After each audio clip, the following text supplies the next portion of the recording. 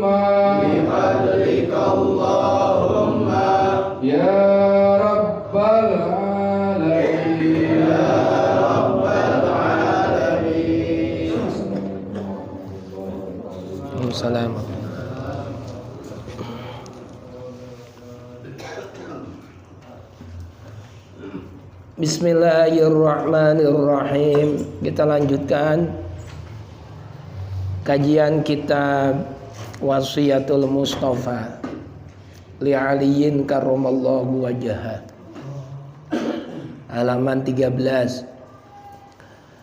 Paslun ay hadza paslun fi ta'rifi ahwalin nasi 'indallahi ta'ala, menerangkan tentang mengenalkan, mengetahui keadaan-keadaan manusia dalam penilaian Allah Subhanahu wa ta'ala. Kita itu dinilai sama Allah, cuma dinilai bagaimana ya kita nggak tahu Allah nilai kita bagaimana. Yang jelas ada penjelasan dari Gusti Nabi tentang macam-macam orang yang dinilai oleh Allah Subhanahu wa taala. Nabi kita yang menjelaskan. Di antaranya hadis disampaikan oleh beliau kepada Sayyidina Ali. Qala alaihi salatu wassalamu. Gusti Nabi Muhammad sallallahu alaihi wasallam bersabda,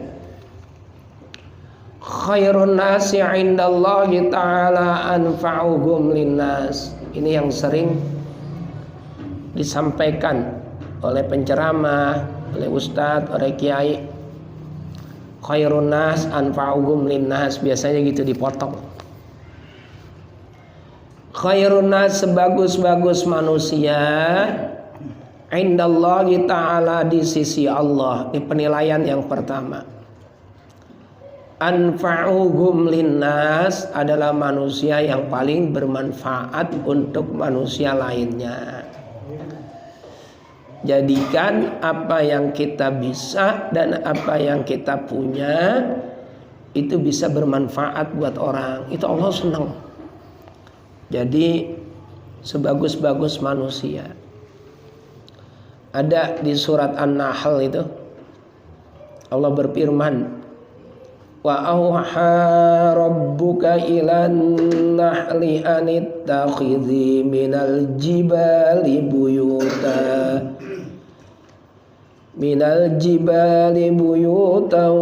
wa minasy syajari wa mimma ya'rishun.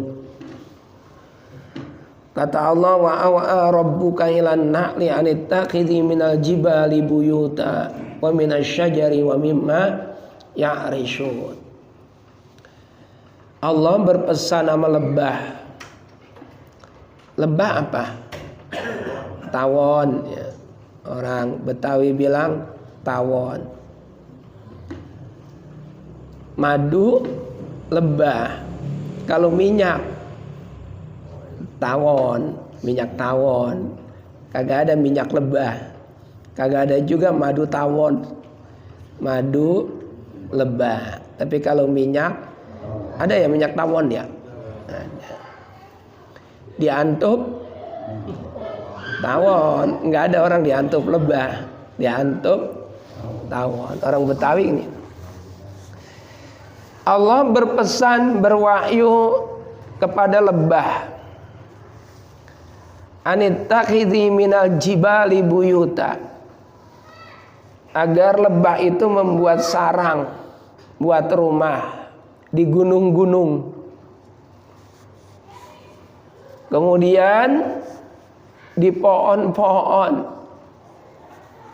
lalu di bangunan-bangunan yang dibangun oleh orang. Kadang-kadang gudang, ada sarang lebahnya. Itu kan namanya bangunan yang dibangun orang. Rumah udah lama kagak ditempatin, jadi sarang tawon.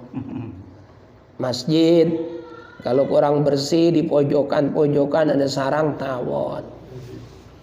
Itu namanya bangunan yang dibangun orang. Kalau di gunung banyak itu orang yang pekerjaannya nyari madu, naik ke atas, pakai baju tertutup rapat semua, bawa bekal obor, ya bener ya, buat ngambil apa? Madu di gunung. Berarti tawon atau lebah bikin sarang di gunung-gunung. Pertanyaannya begini, apa hikmah dari ayat itu? Banyak.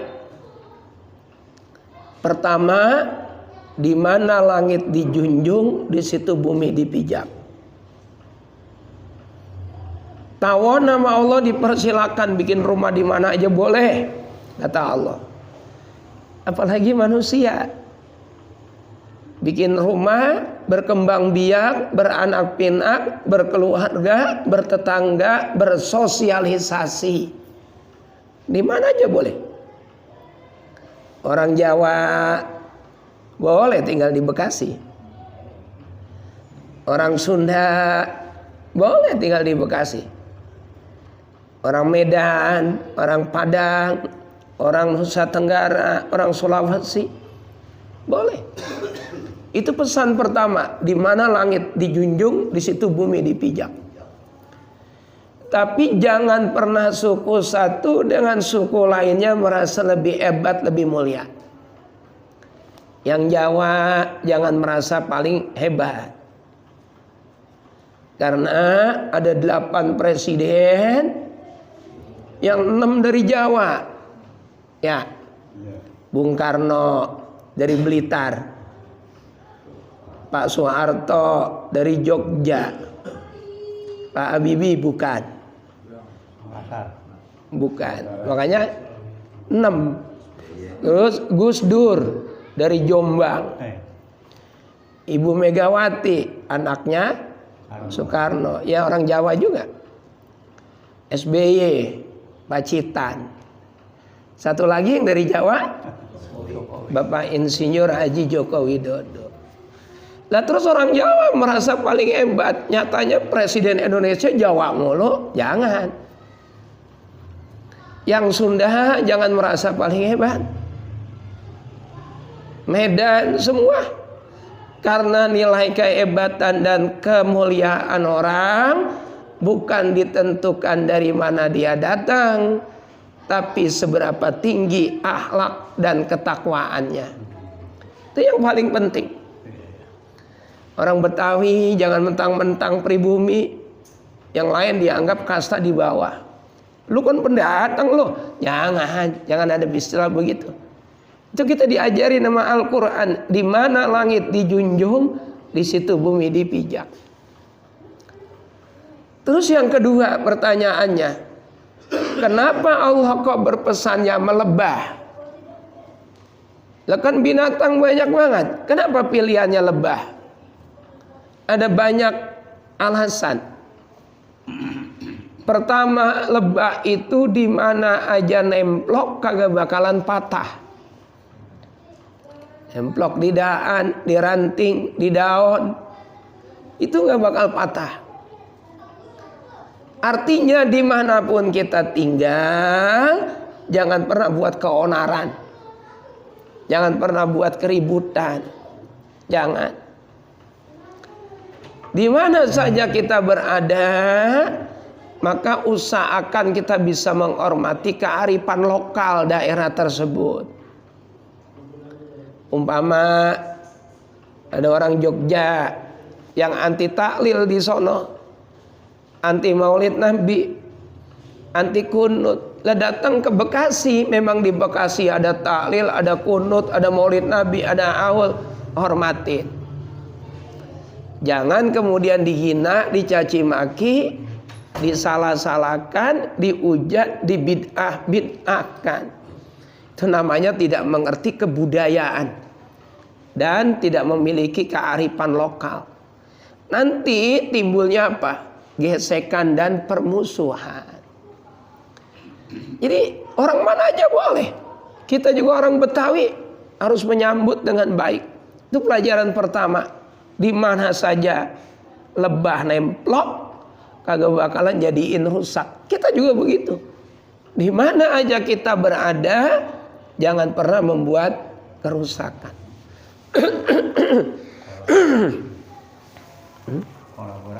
Kolaborasi. Akur, rempuk, kompak, rukun. Lah kan kita udah diajari nama Nabi. Ada golongan Ansor, ada golongan Muhajirin. Muhajirin itu orang Mekah yang pindah ke Madinah. Itu Muhajirin. Ansor itu penduduk asli Madinah yang nolongin. Tuh.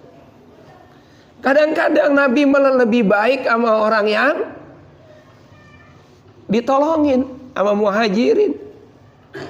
Pernah suatu ketika dapat banyak harta rampasan perang, itu orang-orang Muhajirin dibagiin, orang Ansor dikit, bahkan nyaris kagak kebagian.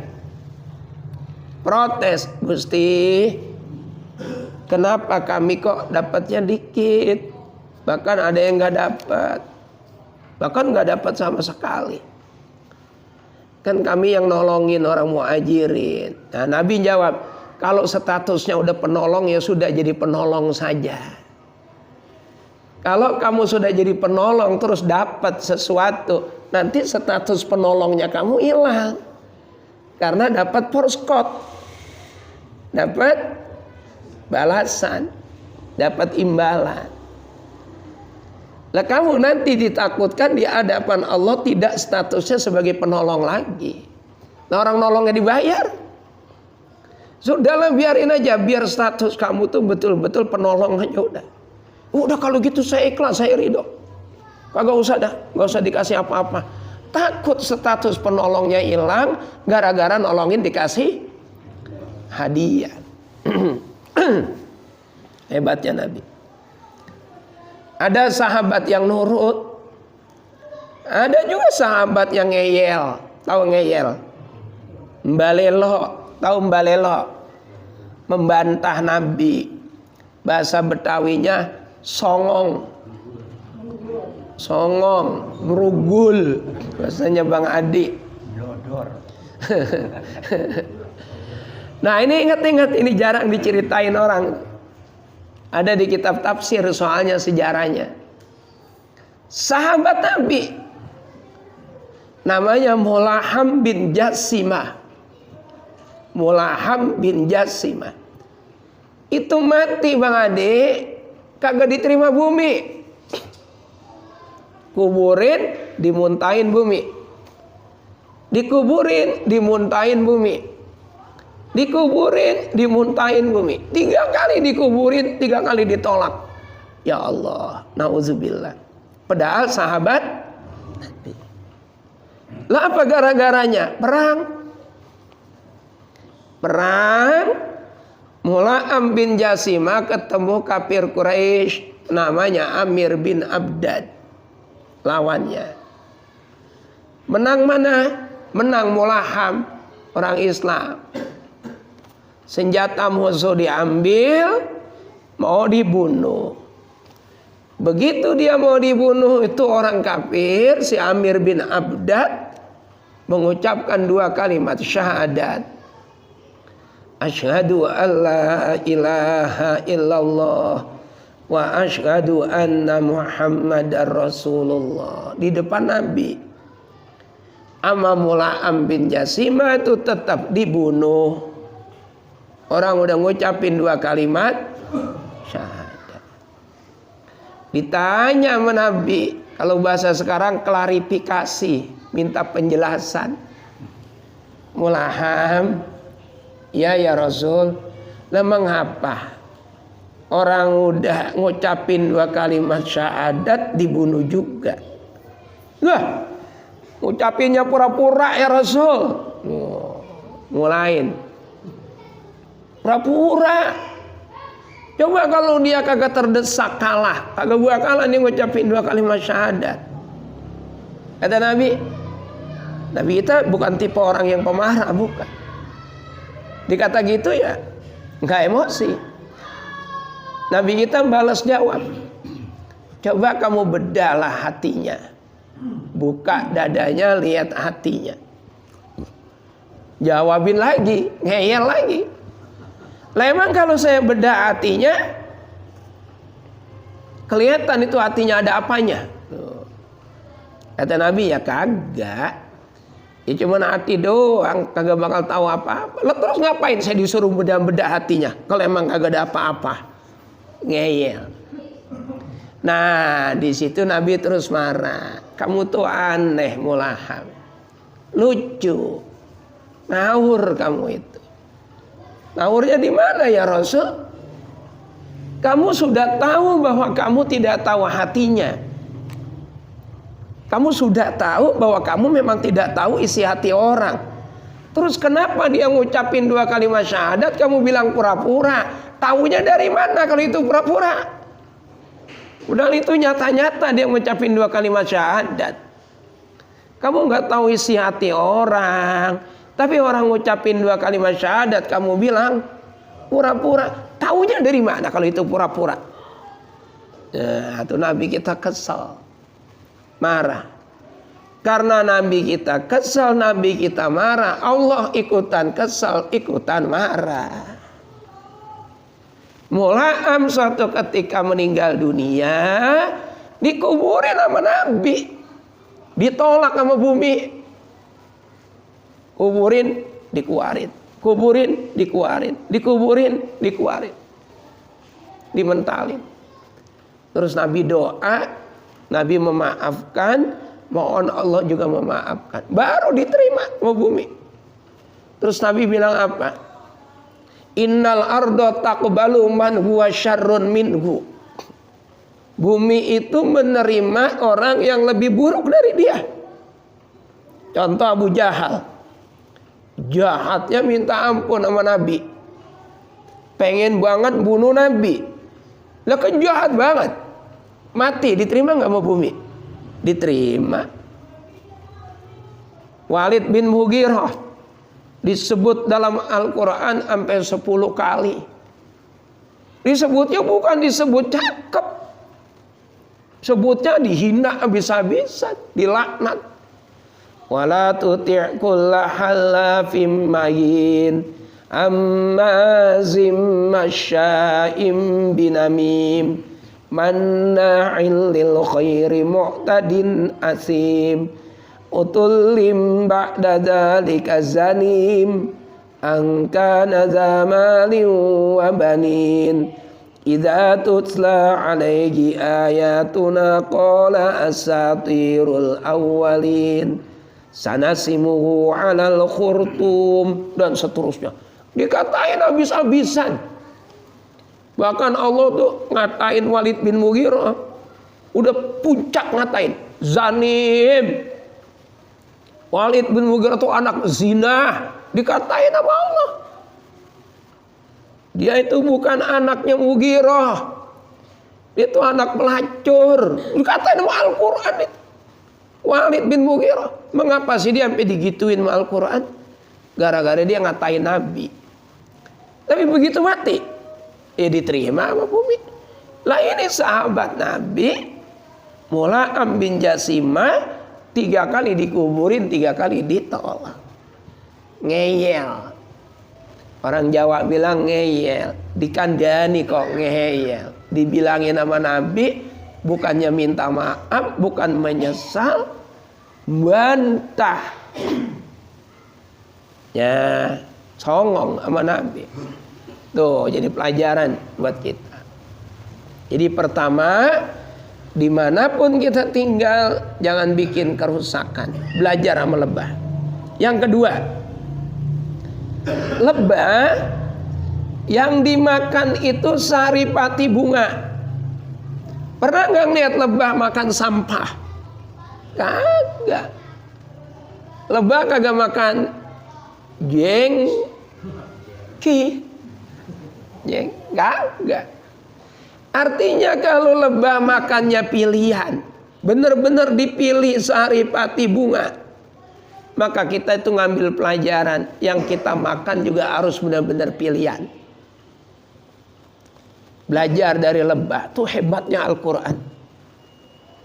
Buat contoh seekor lebah, tapi luar biasa. Kalau lebah aja makanannya saripati bunga, milih-milih, kita jangan pernah makan yang bukan hak kita. Saya jujur ini, sekarang lagi mager saya. Saya punya tanah itu di Kampung Poncol, lagi di Pager. Gara-garanya tanah dipakai sama salah satu orang situ buat acara kawinan, dijadiin panggung dangdut. Yang nyanyi, lah resep-resep banget. Yang menampir kagak pakai celana doang. Lah carain kagak izin, pakai tanah nggak izin. Ya saya pikir udahlah, biarin nggak apa-apa, saya ikhlas, saya ridho. Cuman 2 hari, paling nggak ya selama-lamanya 2 hari orang pakai tanah kita. Ya udah. Rupanya karena dia pakai tanah kita kagak izin, kagak ngapa-ngapa, ditandurin sama dia sekarang. Waduh, macam-macam tanaman, ada pohon paya, ada pohon labu. Ya, ntar kalau kita diamin, saya punya keyakinan dipasangin kandang ayam sama kandang kambing itu udah pasti. Lama-lama ya takutnya. Iya, diakuin. Jadi repot kalau udah begitu. Udah dipagar aja deh. Terus ada yang ngomong tuh, tukang, guru, ini tanahnya nyerong. Kalau kita bikin sesuai ukuran tanah guru, ini nanti kagak simetris gitu, kagak presisi, kagak cakep, mencong. Terus ada tanahnya yang kebuang, lumayan banyak juga, 15 meteran ada, lebih. Udah biarin. Yang penting saya mohon jangan sampai kena tanah orang. Jangan lagi kita bikin pagar di atas tanah orang. Jangan sampai. Deket-deket juga jangan. Biar tanah kita sejengkal kehilangan gak apa-apa, daripada ada pagar kita diri di atas tanah orang. Jangan. Saya kagak ridho. Jangan. Biarin. Ke tanah ada 320, ya yang 20 ikhlasin gak apa-apa. 300 saja punya kita. Hati-hati, gak berkah entar. Jangan. Orang yang kerjaannya jadi calo tanah, boleh silakan, cuman hati-hati. Jangan tanah udah dijual sama orang, dijual lagi sama yang lain. Dijanjiin ntar sertifikat, akhirnya sertifikatnya bodoh. Ada yang ganda. Ini mafia tanah. Ya Allah, ada yang kayak gitu? Kagak ada di sini, nggak ada. Saya yakin nggak ada. Ya, mana saya kagak ngeliat, kagak ada. Nggak ada. Jangan Nauzubillah min dzalik. Daging yang tumbuh dari barang haram, daging itu paling pantas buat api neraka. Lebah aja makannya milih, masa kita makannya kagak milih? Wal-wal kedual, orang peduli soal aspal sandal, soal diuntal. Paham Bang Yusuf? Apa dibuat? Mau halal ke, mau haram ke, kagak peduli. Yang penting kenyang, yang penting puas. Jangan. Nauzubillah min dzalik. Jangan. Belajar dari lebah. Jangan kita makan yang tidak betul-betul halalan thayyiban. Ketiga, kenapa Allah kau membuat perumpamaan lebah? Nah, ini materi ngaji kita. Karena lebah itu memberikan manfaat buat orang banyak. Madunya bisa buat obat. Tuh kalau yang sering kena penyakit sariawan, sariawan, bukan sariwawan. Sari perawan. Itu yang lempengan sariawannya diolesin madu, insya Allah cepat sembuh. Terus buat kesehatan, buat jaga stamina. Buat apa lagi? Nambah vitalitas, tampurin telur bebek 6. Tanya Bang Haji Ajis tuh. Telur bebek 6 biar kagak amis, taruhin madu. Madunya setengah botol. Urusan maput jangan. Jangan ntar repot pelampiasannya yang belum ada. Ntar saya cariin, saya pasangin spanduk, ntar kirimin foto, terus saya pasangin spanduk. Mantap. Tuh, taruhin deh pinang muda gitu ngaji ya. Jadi orang lanang itu minum atau makan yang bisa tumbuh ke depan. Jangan tumbuh ke samping, tumbuhnya ke depan. Gitu ya, paham nggak? Kagak, udah jangan paham. Kalau tumbuh ke samping berarti melar. Kalau tumbuh ke depan, ya itu dah. Ya gitu. Nah itu pinang muda, telur bebeknya 6, taruhin madu di jus, madu itu buat nambah vitalitas, manfaatnya banyak banget. Nah ini hadisnya, khairun nas indallahi anfa'uhum linnas. Sebagus-bagus manusia adalah yang paling banyak memberikan manfaat. Lah kalau madu aja bisa memanfaatkan, bisa memberikan manfaat buat orang banyak, padahal lebah itu tidak punya akal. Masa kita yang manusia malah jadi beban orang? Kita dong jadiin manfaat buat orang lain. Jangan kita jadi beban orang lain. Jangan. Apa manfaat yang bisa kita berikan? Lah apa kek? Kalau punya duit kita bermanfaat buat membantu agama, musola. Ini udah cakep, udah bagus, depannya juga udah mewah. Apa ini yang belum? Listriknya. Ngomong sama ketua DKM, apa sama bendara, sama sekretaris, bisik-bisik aja.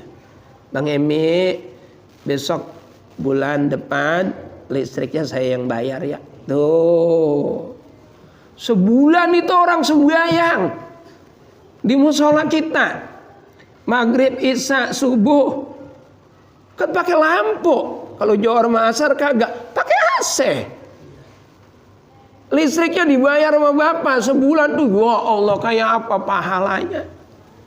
Belum ngaji malam Selasa, belum ngaji hari Sabtu, ngajinya Quran pakai mic, kan pakai listrik. Belum ajan 5 waktu, lah kan pakai listrik.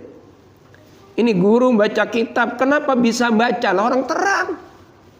Coba kalau matiin semua gelap, lah gurunya pelongo-pelongo, kagak bisa baca. Kayak apa jasanya orang yang mau bayar listrik? Bisikin aja. Nah untuk bulan ini saya yang bayar. Diem-diem jangan ceritain sama orang. Gitu. Jangan ceritain sama orang. Kalau diumumin ya hamba Allah. Udah gitu cakep. Ntar udah di sini, besok ke masjid. Bisikin Bang Jamal, Pak Yatman. Listrik berapa duit ya? Bayar buat masjid tuh listriknya berapa sebulan? Kalau masjid marah udah gede. Gede banget masjidnya. Berapa sebulan? 2 juta. Udah biarin saya yang bayar. Tuh. Itu wah Allah kayak apa pahalanya. Itu namanya harta kita bermanfaat. Harta kita. Kemarin acara haul Hadratul Syekh Mbah Muhammad Arwani Amin Said Kudus, ulama ahli Quran. Itu wejangan dari putra beliau Abuya Kiai Haji Muhammad Ulin Nuha. Al-Quran itu zikir yang paling istimewa. Karena kalau kita baca Quran pahalanya itu dikasih Allah per huruf. Alif Lam Mim. Itu bukan 1 huruf, ada 3 huruf. Ada alif, ada lam, ada mim. 1 huruf dikasih 10 pahala. Berarti baru alif lam mim doang udah 30. Nah surat Yasin ada berapa huruf? Surat Yasin. Surat Yasin ada 3.000 huruf. Kalau agak percaya hitung. Nah, 3.000 dikali 10 udah berapa? Ya Allah, itu baru Yasin, apalagi kita ngatamin Quran. Nah, kalau kita baca subhanallah itu 1 kalimat baru dapat pahala. Enggak hitung sin, ba, ha, alif, enggak, tapi 1 kalimat. Nah, terus beliau mengatakan kalau pengen punya anak soleh, anak soleha, rajin sedekah. Sedekah 1.000, 2.000 kita niatin buat anak kita jadi orang soleh, orang soleha. Insya Allah nanti hidupnya berkah karena bapaknya udah seneng duitnya bermanfaat buat orang. Datang ya kalau ngasih 1.000 malu kan buat masjid ya, ceplokin aja ke apa itu kotak amal, peluk 1.000. Jangan ada yang lihat ketahuan 1.000. Logam petok gedung. Tuh. Oh, diniatin biar anak soleh atau soleh gitu. Mustajab. Masya Allah bermanfaat. Kalau duit kagak punya, banda kagak punya, ilmu sebarin manfaat. Nah, saya bisanya ngajarin Fatihah doang, guru itu Fatihah ajarin. Orang yang bisa ngaji Fatihah sama kita itu udah jadi amal yang kagak bakal terputus sampai kita mati. Kagak bakal terputus. Itu namanya au ilmin yuntafa'u bihi, ilmu yang dimanfaatkan sama orang, bermanfaat buat orang. Ada anak kecil baca Bismillahirrahmanirrahim, bocah ngikutin kita, bisa bacanya bener, itu pahalanya udah kagak kehitung. Kalau kita kagak punya ilmu, kita punya ide cemerlang, bagus, sampaikan ke RW, sampaikan ke PKM masjid, sampaikan ke musola. Ternyata idenya itu benar-benar brilian, bagus, idenya dipakai, sukses, itu juga jadi amal jariah. Kalau kagak punya semuanya, kita punya tenaga. Bawa pesing, tempat kencing, sikatin, beliin Wipol, beliin Pixal, semprot, kita sikatin, tenaga kita. Dua malah itu. Pertama beliin Wipol, kedua pakai tenaga. Tuh, ini semuanya tuh jadikan aspek yang Allah berikan kepada diri kita itu biar bermanfaat. Ucapannya bermanfaat, gerak tubuhnya bermanfaat, semua haliah yang ada pada diri kita usahakan bernilai ibadah. Tuh, itu dari lebah. Dari lebah kita belajar. Yang keempat, yang terakhir, kenapa harus lebah? Karena lebah kagak ada ceritanya jalan-jalan ke pasar nyari musuh. Gak ada. Bapak ngopi di depan tawon, kalau kagak diganggu gak bakal disengat. Ya, tuh saya sering nongkrong di kebun jagung, Harapan Indah, tahu ya? Kalau olahraga itu, kalau minggu Pak Haji ke situ. Kalau saya kalau minggu jarang.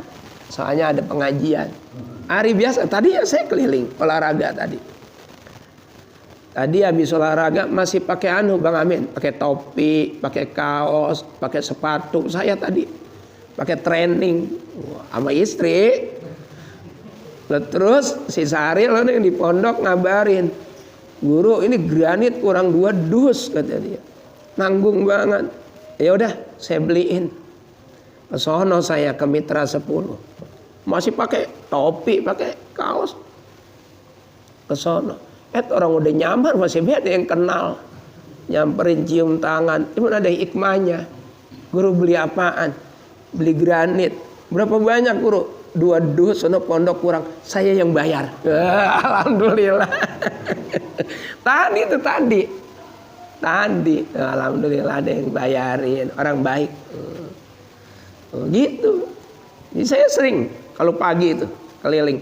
Itu kalau makan jagung sampingnya ada tawon, antepin aja, kagak bakalan dia ngantuk kalau kita kagak jahat. Itu jadi orang juga begitu. Jangan galak, jangan kasar, jangan suka ngantuk, jangan suka ganggu. Tapi kalau diganggu tuh lebah, awas. Sampai nyelam juga di sungai ditungguin. Nontot, diantuk beneran. Nah, kita juga begitu. La'ak udul jubna anil haijai walau tawalat zumarul a'dai. Catat jadiin status. La'ak udul jubna anil haijai. Saya tidak akan pernah mundur walaupun sejengkal pun. Walau tawalat zumarul a'dai. Walaupun ribuan musuh datang menghadang. Tuh. Kalau mau terpaksa ya keluarin Cimande, Cikalong, minimal Cinukba. Cimande kagak, Cikalong kagak, punyanya Cilebba. Ada orang begal pakai pisau, nyawa atau uang? Dijawablah. Kalau tibang pisau kayak gitu, cabut lagi. Jangan cuma 1. Gitu. Buat saya pisaumu itu hanya untuk mengupas pepaya. Tapi harus beneran punya mainan. Lu ngomong doang. Ya, harus punya mainan beneran. Kalau kagak punya, belajar orang tua kita. Dulu bawanya ayam merah sama ayam putih. Zaman sekarang bawanya apa? Tuh. Punya mainan. Orang lanang harus punya mainan, harus punya jurus. Jurus apa kek? Jurus kaki 1000. Itu jadi prinsip. Diajari nama Allah lewat binatang namanya lebah. Manfaat. Lanjutin lagi. Wa syarruhum, dan sejelek-jeleknya orang indallahi, di sisi Allah Ta'ala, man tola umruhu wa sa'a amaluhu, orang yang panjang umurnya tapi jelek kelakuannya. Umur doang 70, 80, ya Allah, pegangannya topi miring. Nauzubillah min dzalik. Ada? Kagak ada. Enggak ada. Mana saya kagak ngelihat. Jangan, nauzubillah. Malu sama apa? Sama rambut yang udah putih itu malu. Sejelek-jelek orang-orang yang panjang umurnya tapi jelek kelakuannya. Wa khairuhum, sebagus-bagus orang, man tola umruhu wa asuna amaluhu, adalah orang yang panjang usianya tapi makin bagus kelakuannya. Udah tua-tua, Pak Jimam, orang tua kita udah tua, Ustaz Mahfud. Belum. Iya. Pak Haji Zen. Nah ini depan-depan ini contoh itu. Tua, kagak mau dianggap tua, duduknya di belakang. Babe nggak mau dianggap tua, duduknya di belakang, nggak mau di depan. Ya, orang hebat. Nah ini orang paling disenengin sama Nabi, paling disenengin sama Allah. Makin tambah usia, makin bener, makin baik kelakuannya. Jamaah, ngaji, mau ngapain lagi? Bekal kita menuju kematian. Ya Allah, kita nggak pernah tahu lah usia. Mungkin pangkatan itu udah banyak yang kagak ada kali ya. Pangkatan, apalagi pangkatan babaji mah. Nah, wa khairuhum, sebagus-bagus orang adalah yang panjang umurnya dan bagus amalnya. Wa abghadun nasi, nah ini dengerin, jangan sampai ada di kita. Wa abghadun nasi ilallahi, orang yang paling digedegin Allah. Allah paling gedeg, paling gak suka kepada orang man akala wahdahu wa mana'a rafdahu, orang yang makan dewekan kagak bagi-bagi temen. Beneran ini hadisnya tuh. Tuh, beneran Bang Haji ya? Man akalah wahdahu, orang yang makan akala makan, wahdahu dewekan, sendirian. Wa mana'a, dan mencegah, artinya kagak mau berbagi, rafdahu kawan-kawannya. Ya Allah, beli duren atuh, punya saudara 3. Kalau saya bawa pulang jadi bagi saudara, wah. Udah aja bukanya di mana? Di kebon. Dimakan dewekan, gak ada orang tuh. Begitu udah selesai makan, laler ijo datang ngampirin. Wangweng. Habis makan duren 1 udah habis. Tuh bekas duren di tangannya kan banyak tuh. Ditemplokin sama laler ijo. Kagak boleh marah. Terus dia saking keselnya, maaf ini, dia ngambil dari belakangnya tuh. Tuh. Dia korek-korek dari belakang. Dia tarik ke atas. Nih laler ijo, jatamu yang ini. Tuh. Lah bener laler ijo nemplok di sini. Lah ini yang bekas duren dia jilatin. Tuh. Ini udah habis, lupa yang ini diturunin. Akhirnya apa yang terjadi? Muntah. Semua yang dimakan dimuntahin. Pelit. Pelit. Ya Allah, gede banget orang pelit. Itu di pintu surga ada tulisannya, orang pelit dilarang masuk. Tuh. Nah, udah pernah kita bahas itu ya. Ada hadisnya kan? Lah ini diulang lagi sama Nabi. Allah paling gedek sama orang yang makan sendirian, kagak nawar-nawarin teman-temannya. Orang Jawa bilang gelemangan, orang gelem ngising. Maunya makan doang dibagi. Mau bagi? Oh enggak. Kemana-mana yang dibawa korek doang. Korek doang. Lu punya rokok, gua ada koreknya nih, rokoknya kagak. Ya, amit-amit. Ayo, jangan. Wadoroba abdahu, dan memukul hambanya, budaknya, mukul kasar nggak boleh. Apalagi mukul istri, jangan ya, jangan pernah. Jangan pernah mukul istri, jangan semarah apapun kita, jangan pernah nabok, jangan. Istri kita tuh anak orang, kok digampar, nauzubillah min dzalik. Kalau gamparnya pakai kertas koran yang dipulung-pulung, terus ditabok pantatnya, gitu. Jangan muka orang, haram, nggak boleh. Gampar anak aja nggak boleh di muka, jangan. Oh, namparan pakai jum boleh? Boleh. Murid ditampar sama guru nggak boleh, ditampar muka, jangan. Ya, jangan, nggak boleh. Saya pondok, saya pesan benar-benar tuh guru-guru. Kamu semarah apapun sama santri, jangan pernah mukul, jangan. Orang tua dititipin sama kita tuh dianggap sebagai penggantinya orang tua. Makanya kalau ada yang nyakitin santri, nyakitinnya di pondok, yang marah saya. Karena saya orang tuanya di sini. Kalau di rumah dia punya orang tua, di sini orang tuanya saya. Kamu jadi guru-guru jangan coba-coba mukul. Nah, saya pecat kamu kalau sampai mukul santri. Benar, tegas benar. Kalau santri udah keterlaluan, udah kebuatan badar, udah nggak bisa didandanin, ya orang tuanya panggil, dipulangin. Tapi anak orang jangan dipukulin, nggak boleh. Mukul istri, mukul orang, nggak boleh. Wa akromal goniyah, dan orang yang digedegin banget sama Allah adalah wa akromal goniyah, orang yang memuliakan orang kaya. Tapi muliain karena apanya? Hartanya, karena kayanya. Cari muka. Tapi kalau kita memuliakan orang kaya karena dermawannya, boleh. Simpati karena dermawan.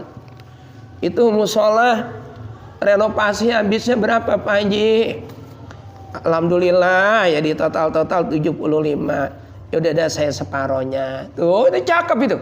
Terus kita simpati, hormat karena emang dia dermawan, boleh. Men kalau kita hormat sama orang kaya karena dia kaya, biar ntar kita dapat apa-apa dari dia, zahaba sulusaha dinihi, 2/3 agamanya dihapus sama Allah. Kalau kita punya agama 100%, 75% dihilangin, tinggalan 25%. Nauzubillah. Wa ahanal fakiro, sejelek-jeleknya orang adalah orang yang menghina orang fakir, miskin, dikatain, dihina, direndahin, jangan. Tetapi wa asyarru minhu, yang lebih jelek dari itu, man asya fil arami wa mata fil arami, orang yang hidup dalam keharaman dan mati pun dalam keharaman. Matinya tukang mabok, hidupnya tukang mabok, matinya lagi nyekek botol gara-gara Hambalin orang nyanyi itu jagonya dia.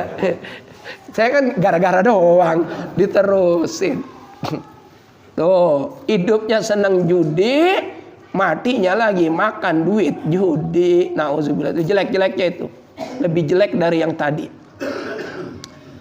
Wa asyarru minhu, dan lebih jelek lagi. Dari jelek dari itu. Mantola umruhu, orang yang panjang umurnya, wasa'a fi'luhu, dan jelek kelakuannya. Tetapi walayatubu, kagak mau taubat, ammana agullahu ta'ala anhu, atas apa-apa yang Allah larang kepadanya.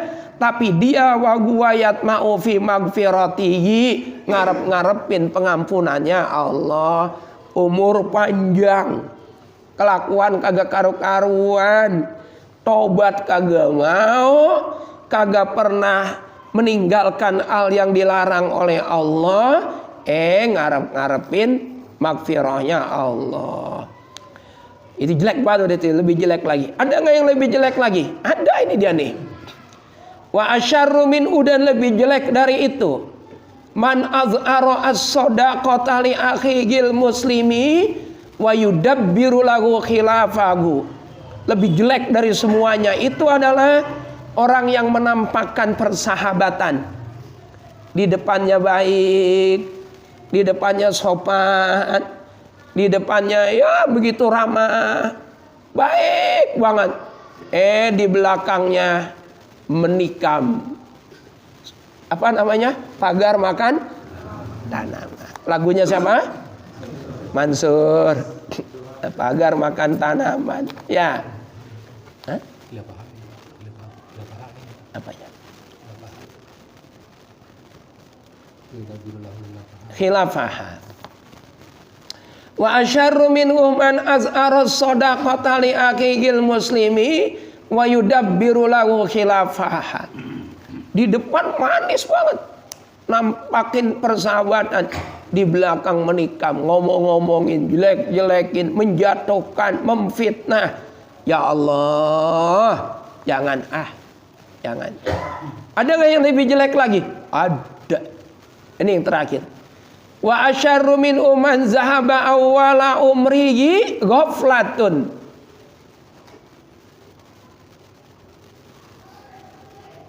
Ya. Wa akhirahu kasalun an taatillahi ta'ala. Ini yang jelek-jeleknya lagi. Yang lebih jelek lagi, yang lebih digedegin Allah adalah orang yang menghabiskan awal umurnya dalam keadaan kelalaian, dan di akhir penghujung hidupnya atau penghujung umurnya dia malas beribadah. Mudanya senang poya-poya, mudanya senang gura-gura, mudanya kagak karu-karuan. Begitu tua bukannya sadar, glajis banget, malas ibadah, tiduran baik, dibilang sakit makannya banyak. Ya Allah, ini manusia model apa? Udah tua. Ya Allah, udah. Mudah-mudahan barokah. Faslun fi alamatil khair, kita lanjutin lagi insyaallah pada minggu yang akan datang, pekan depan. Al-Fatihah.